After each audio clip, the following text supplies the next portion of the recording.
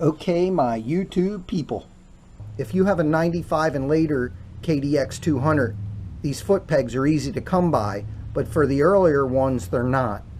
So I bought these and installed them, and this is the video on how I did it. I'll have a link in the description on where to get these foot pegs.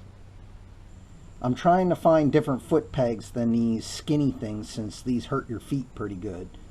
And notice that the only thing I could find were $150 up foot pegs, and only very few companies made them.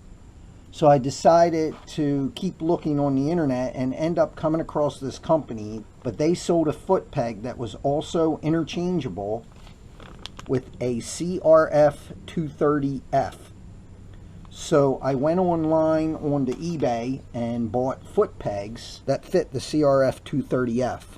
Now the one thing I noticed is that these holes were too small, so you have to drill that out. The first thing I'm going to do is take off the old foot peg, and to do that you have to remove the cotter pin. And then the washer, and you just push the pin out, and out comes the spring, which you have to reuse, and the skinny foot peg. Now you can see in a side-by-side comparison the difference. Now you can see the difference in the size of the holes. Where this one goes in, it's even loose because they're worn so bad.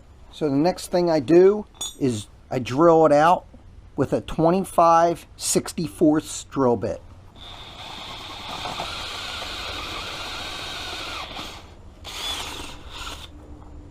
I verify that my pin fits through it, and it does. Now I reinstall it. I reinstall the washer and the cotter pin. Give the cotter pin a bend, and there you have it. You can see that it comes off straight and level, and I finished it on the other side just the same. These were $30 foot pegs, and I saved myself a lot of money. Thank you for watching, and please subscribe.